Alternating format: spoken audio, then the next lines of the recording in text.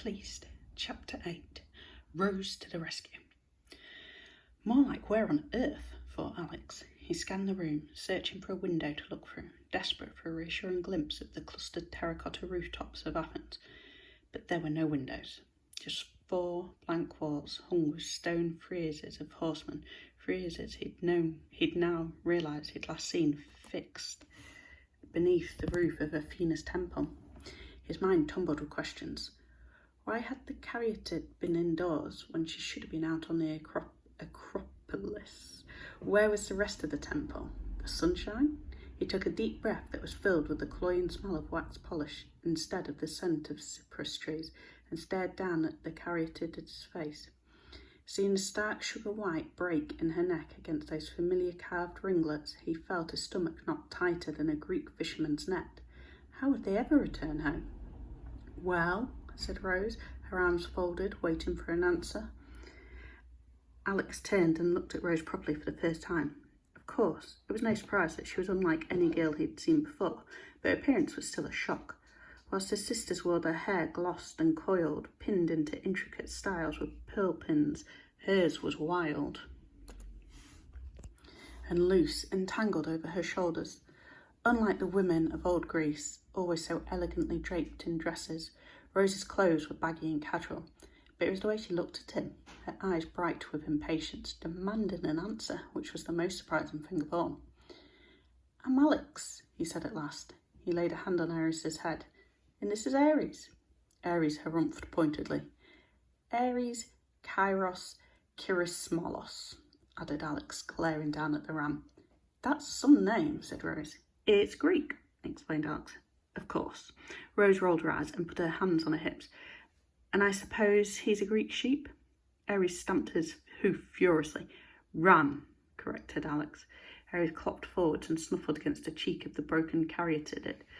Kneeling down, Alex put his arm around the ram's neck and looked at the statue's face, remembering the countless times he'd walked past her when she'd gleamed in the Greek sunshine. "Can your mother really fix this?" he asked. Rose nodded. "Of course she can. Believe me, she loves anything old and made of stone." Alex looked across the room at the 3 statues of reclining goddesses and frowned, recognising them by only their poses, since each goddess was now headless. "What happened to the Parthenon?" said Alex. "Nothing's happened to it," said Rose flatly. "It's still in Greece." Ares looked up at Alex with wide, worried eyes. We're not?" said Alex. Rose shook her head. "Okay, it's not funny anymore." Alex stared at her. "This is the British Museum," she added, "in London." Britannia, gasped Alex, at which Ares bleated furiously and was about to shout something extremely rude had Alex not clamped his hand around the ram's muzzle. "It can't be," said Alex, struggling to help Ares' mouth closed. "That's the caryatid Athena chose for her portal, so how did she move?" "Right, that's enough." Rose held her hands up in front of her. "Either stop acting weird and come with me, or take chances with them out there." She nodded towards the doors at the back of the room, and Alex followed her gaze, see several tourists still clamouring against the glass, pushing for a better view, staring and pointing. "Your choice." 5 minutes later, Rose had led them out of the Parthenon room and down into the basement of the British Museum. Now they followed her along underground corridors that crisscrossed like a maze and led to storerooms filled with exhibits for repair or storage. Alex looked up, fascinated by the dots of twinkling lights set into the ceiling. He wanted to reach up and touch them, to see if they burned like fire or were full of lightning sparks, but knowing it would make Rose even more annoyed, he hurried on. Ares' hoof falls ringing in his ears. "In here," said Rose finally, opening the door at the end of the corridor and stepping inside. Cramped and stuffy, the room was lit by dingy yellow light and filled with rows of wooden shelves that stretched almost from one wall to the other, with only a narrow aisle to walk around them. Every shelf was crammed with boxes and packing cases, spilling straw. Vase-shaped bundles in bubble wrap and glass trays of pinned oily black beetles were wedged between rows of leather suitcases bearing handwritten brown labels. A mummified lizard stared balefully down at Alex from the far corner, its glass eyes dull. On a shelf below, stuffed tarantulas the size of rubber gloves arched beneath glass domes. Of course, on any other day, the sort of other day when he hadn't been plunged into modern London, Alex would have loved this room. He'd have spent hours studying the beetles and lifting the spiders from their boxes to stroke the fur on their legs. Even the underworld zoo, with all its monsters, had nothing quite so hairy and marvellous. But as Aries squeezed between the first two shelves and began to snuffle around in the hope of finding something to eat, Alex turned away from the spiders and looked at Rose, who was pulling out a blanket from beneath a jar of desiccated bat wings. Now he thought about it, she had been pretty brave in standing up to the guards, and she hadn't batted an eyelid at the rows of gigantic spiders in here. Impressive. For a girl, he quickly reminded himself, confident that she'd probably still just burst into tears and run away if he told her the real truth about who they were. Perhaps, said Alex, your husband might be able to help us. Husband? Snapped Rose and thumped the blanket onto the floor. Thanks to Rose's mother's daily lectures on antiquity, she knew that ancient Greek girls were married by the age of 14, usually to a man in his 30s, chosen by her father. She wasn't amused. For the last time, snap out of this freaky Greek routine or I'm going for the guards. She sat down on the blanket and drew her knees up under her chin, scowling, at which Aries, who hadn't eaten for at least 3 hours, which, as he'd have told you in ram terms, is forever, but had now discovered a crate of tasty naval flags, looked up, the red flag of the Imperial Japanese Navy trailing from the corner of his mouth. Touchy, isn't she? He muttered between chews. No wonder a family can't find a man for her. Rose's jaw fell open. She gasped, staring wide-eyed at Aries, and then turned to Alex. Do that again, she insisted. Do what? Said Alex, clamping Aries' mouth shut. Throw your voice. Make him look like he can talk, said Rose. It's awesome. Aries pulled his nose out of Alex's fingers. How nice of you to say so. No way, spluttered Rose, scrambled to her feet. That time was seriously spooky. Spooky my cut, spat Aries, flinging Alex's hand away. Do you know to whom you are speaking? Rose stared bewildered as Aries went on, stamping his hoof in time with his words. The ram of the golden fleece. By now, Rose was at the door, her palm around its handle. But Aries was faster, in a way that furious rams always are, and he swung his weight against the door with a thump. And there's no need to look like that about it either, he went on, staring up crossly at her. I know it must be rather disappointing to see me bald, but Aries, that's enough, insisted Alex. Let her go if she wants to. Aries turned and regarded the boy loftily. Hope all modern Earth people aren't like her. Like what? Demanded Rose, her annoyance overtaking her shock. Fickle, said Aries simply. Help him 1 minute and going as goggly as Narcissus the next. Rose looked astonished. I can explain, said Alex, pushing his hair back off his face. If you really want to know, that is. He waited, watching the flush disappear from her face as the panic seemed to fade, replaced by something else. Curiosity. Perhaps, Alex thought, he'd been wrong about her after all. Even though she was a girl, she hadn't dived out of the door and fled back upstairs to find the guards. He frowned. His own sisters would have run squealing from a room at the most ordinary of things, or thing. A beetle scuttling over the floor would have had them lifting their skirts and sprinting away. And this could hardly be an ordinary day for Rose. It's a long story, he said tentatively, and you'll find it strange and perhaps frightening. Rose let go of the door handle and waited for Alex to go on. Are you going to stay and listen? asked Aries, bustling past to sit next to Alex. Good. Alex is excellent at stories. In fact, the Minotaur always asks her to at bedtime, and as for Chimera. Aries, said Alex.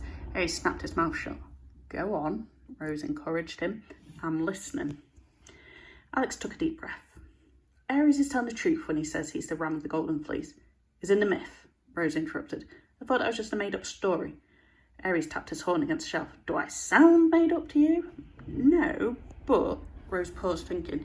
You're in the book of Greek stories my mum gave me last Christmas, except in your picture you're covered in golden wool. Let me think. The golden fleece. That's the one with Jason, isn't it? Aries and Alex nodded. So, did he really exist too? Rose's cheeks grew pink. Her eyes glittered. Was he a total hunk like the story says? No, said Aries. That bit was made up. Rose turned to Alex. So, who are you then? You're not in the myth, are you? Alex shook his head. No, I was an ordinary potter in Attica when the Argonauts sailed. Rose edged back against the wall, her face growing pale beneath her freckles. But that was like ages ago, wasn't it? How old are you? Alex shrugged. Technically, I was 13 when I died. Died? Rose repeated emptily. Of the plague, explained Alex. You're not infectious anymore, said Aries, seeing the look of fear on her face. But you are a ghost. Rose's eyebrows, which had been rising at each new thing she'd been told, now completely vanished under her fringe. Alex nodded. We prefer to call ourselves Shades. He stretched out his legs in front of him. But you look as solid as anyone else, she said, frowning and touching him gingerly with a finger. You know, normal, she added before glancing down at his tunic and filthy bare feet. Sort of. She stretched out her legs too. So why have you come back? For the next 20 minutes, Rose listened, her eyes growing wider and wider as Alex explained what had really happened that night in Colchis, of how Medea had used her spiteful magic to trick Draco, and how Ares had finally won the chance to come back to Earth to find his fleece. Luckily for Alex and Ares, Rose's mother had always taught her daughter to be polite and listen to what others had to say, even if they were Greek and dead, and one of them happened to be a magical ram. And even though what they said was the most remarkable, fantastical and crazy story Rose had ever heard in her life, it was also, she knew, the only story that could explain how a boy and a talking ram had simply appeared through a brick wall of the museum. What I don't get, she said eventually, is why Jason didn't look after the fleece and take it with him to the underworld when he died. Alex shrugged. All we know is that he wore it on the day he married Medea, and it was in all the new scrolls. But after that, well, he shrugged. Lots of things vanished in the fall of Greece, Ares said. He rolled his eyes. Those Romans, such a shocking lack of manners. For months after their invasion, Queen Persephone kept going back to collect the things that her people had left behind. In the end, there were so many that she asked the palace servants to open a lost property office. I went there every day. They had Perseus's flying sandals, the gold statue of Medus's daughter, even 3 of the 4 legs of the Trojan horse. But no fleece, finished Rose. So how will you track it down? Alex sighed. I'm not sure. I mean, we're supposed to start at the Parthenon, who scowled at the boxes of rolled up maps on top of the nearest shelf. Still don't understand how we ended up in London. Lots of pieces of the Parthenon were moved, said Rose simply. She tucked her hair behind her ear, thinking. Important things usually end up in museums, which is why this is so strange. What is? Said Alex, relieved that she was taking them so seriously. Well, shouldn't the fleece be in a museum too? I mean, if it was left up on Earth like you say it was, then surely... She looked up at them, her brow furrowed. Surely it'd be the star exhibit somewhere. Ares beamed and rubbed his ears against her elbow. Rose smiled down at him. But if we're in a museum, like any museum anywhere, then I'd know about it. Believe me, Mum would have dragged me to see it from my pushchair years ago. So it's not, said Alex. Rose shook her head. Someone, somewhere, must have had it. She leaned back against the shelf. Maybe some old Duke and Duchess have it hanging on the walls of their dining room, she went on, thinking out loud. Or a Chinese emperor's using it as a bedroom rug in his golden pagoda.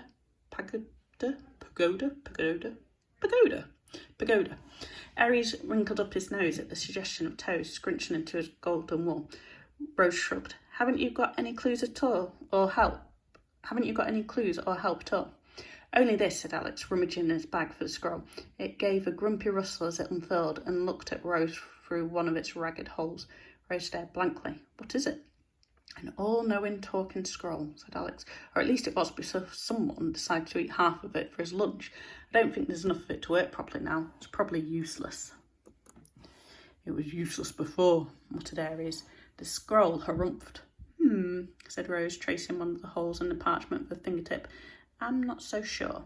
She examined the scroll, turning it this way and that, studying the edges of the hole, stroking the dye. Soon it began to purr like a cat, and Alex felt himself brighten.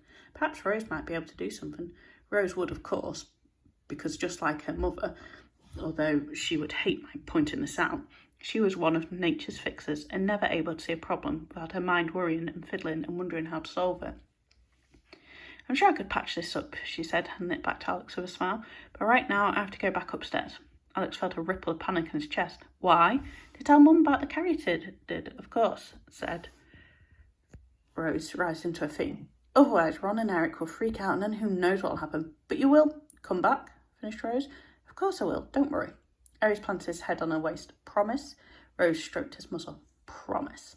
What about the guards? Said Alex. Simple, smiled Rose.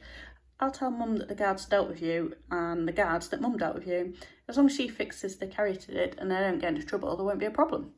See, like I said, one of nature's fixers. She turned towards the door. But what shall we do while you're gone? Asked Alex. Rose looked back over her shoulder. Stay out of sight and think about how I can help you, okay? Olives, said Aries. Rose exchanged glances with Alex.